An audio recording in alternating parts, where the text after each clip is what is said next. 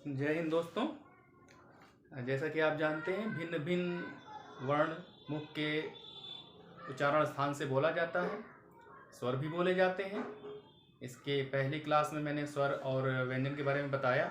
स्वर किसे कहते हैं, व्यंजन किसे कहते हैं, स्वर कितने होते हैं, स्वर को कैसे बोलते हैं कि स्वर और व्यंजन में क्या फ़र्क है, मैंने बताया है। तो आज हम स्वर को बताएंगे कि मुख के किस भाग से कौन सा स्वर निकलता है। एग्जाम वगैरह में भी पूछता है कि स्वर तंत्रों के आधार पर स्वर के भेद। तो कंठ, तालु, मूर्धा, दंतोष्ठ। जब हम कोई स्वर बोलते हैं तो हमारे मुख के अंदर कोई स्वर जब निकलता है तो कंठ से या तो निकलता है, या तालु से, या मूर्धा से, या दंत से, या ओष्ठ से निकलते हैं। तो देखिए, कंठ से जो स्वर निकलते हैं आ और आ, जब हम बोलते हैं आ, वो कंठे वर्ण है।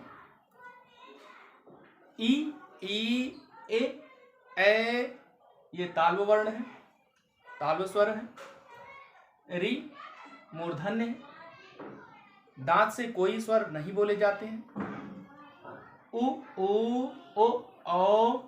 ओष्ठ स्वर है, ओष्ठ से निकलते हैं। नाक से कोई स्वर नहीं निकलते। इस तरह से मुख से बोले जाने वाले जो भाग हैं वो 6 भाग होते हैं। और भी जो वर्ण व्यंजन वर्ण हैं वो मुख के किस भाग से बोले जाते हैं, इसके बारे में हम अगली क्लास में बताएंगे। मुख के जो भाग हैं थोड़ा सा मैंने समझाने की कोशिश की है। ये कंठ है। कंठ, जब हम कोई वर्ण कोई स्वर बोलते हैं तो जो यहाँ से निकलता है उसको कंठ वर्ण कहते हैं। अ जब हम आ बोलते हैं तो यहाँ प्रेशर पड़ता है। आ बोलकर देखिए, वो कंठ वर्ण है। आ। उसके बाद थोड़ा सा ऊपर बढ़ेंगे हम तो तालु ऊपर की तरफ होता है। तालु वर्ण होते हैं। ई ए तालु वर्ण होता है। थोड़ा सा और ऊपर आगे की तरफ आएंगे हम, आगे की तरफ बढ़ेंगे। देखिए, मूर्धा यानी जीवा की जो अगला हिस्सा होता है, नोक होती है, जो जीवा का अगला भाग होता है उसको मूर्धा कहते हैं। तो मूर्धा से बोलने जाने वाले जो वर्ण है, स्वर है, वो री है। इसको मूर्धन्य भी कहते हैं, इनसे बनने वाले स्वर मूर्धन। दांत से कोई स्वर नहीं निकलता है, वर्ण निकलते हैं, स्वर नहीं निकलता है, स्वर नहीं बोले जाते हैं। उसके और आगे बढ़ते हैं, और आगे तो ओष्ठ, उ ओ औ, ये ओष्ठ वर्ण है। जब हम बोलते हैं तो ओष्ठ क्रिया करता है, हिलते डुलते हैं। नाक से कोई वर्ण नहीं बोले जाते, कोई स्वर नहीं बोले जाते।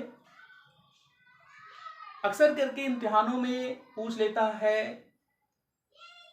कि कंठ वर्ण या कंठ स्वर कौन से हैं, या तालव स्वर कौन से हैं, री कैसा स्वर है, मूर्धन्य है, या ओष्ठ्य स्वर कौन से हैं, किसे कहते हैं, उ ओ औ। अब देखिए, पहला और दूसरा जो है कंठ और तालु, दोनों को मिला करके ए और ए बोला जाता है, जिसको हम कंठ ताल्व कहते हैं। क्या कहते हैं? कंठ ताल्व। कंपटीशन के एग्जामों में ज्यादातर पूछा जाता है कि ए किस तरह का स्वर है। कंठ ताल्व, कंठ और तालु, यानी इसको बोलने के लिए कंठ और तालु दोनों का इस्तेमाल करते हैं, इसलिए इसको कंठ तालु 1 और 2 नंबर मिला करके, कंठ और तालु मिला करके कंठ ताल वर्ण यानी ए बोलते हैं। पहला नंबर यानी कंठ और 5वां नंबर ओष्ठ को मिला करके कंठोष्ठ जो वर्ण जो स्वर बोले जाते हैं वो है कंठोष्ठ, ओ और औ। इसमें कंठ का भी इस्तेमाल हो रहा है और ओंठ का भी इस्तेमाल हो रहा है, इसलिए इन दोनों को मिला करके कंठोष्ठ कहा जाता है, कंठोष्ठ स्वर।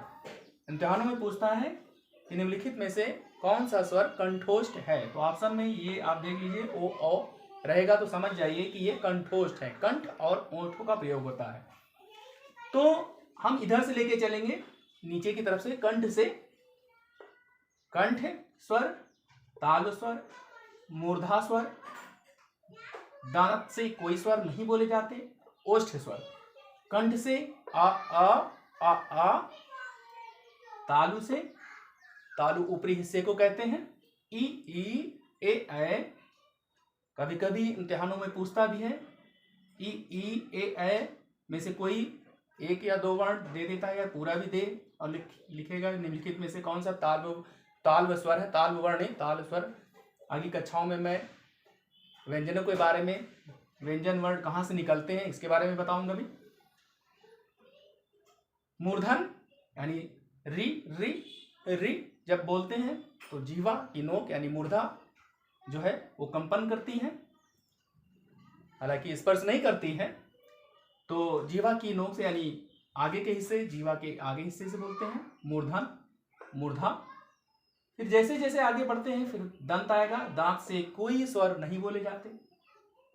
ओष्ठ उ ओ औ, इनको बोलने के लिए होठों का इस्तेमाल किया जाता है, इसलिए इनका नाम ओष्ठ्य वर्ण है। तो ये मैंने इस तरह से डायग्राम बना दिया है, आप इसको स्क्रीनशॉट भी ले सकते हैं, वीडियो सेव करके दोबारा भी पढ़ सकते हैं। तो आशा करता हूं कि आपकी समझ में आ गया होगा ये कि कौन सा स्वर कहाँ से निकलते हैं, मुख के किस भाग से निकलते हैं। 11 स्वर होते हैं, उच्चारण स्थान कहाँ पर है उनका, इम्तिहान वगैरह में पूछता भी है। कंठ स्वर का उच्चारण स्थान कौन सा है, आ कंठवर्ण उच्चारण स्थान कंठ है, ई ए उच्चारण स्थान तालव है, री उच्चारण स्थान मूर्धा है, उ ओ उच्चारण स्थान ओष्ठ्य है। तो कुल मिला के ये 11 स्वर इस तरह से उच्चारण स्थान मैंने लिख दिया है, डायग्राम बना दिया है। आशा करता हूँ आपको वीडियो पसंद आई होगी। धन्यवाद।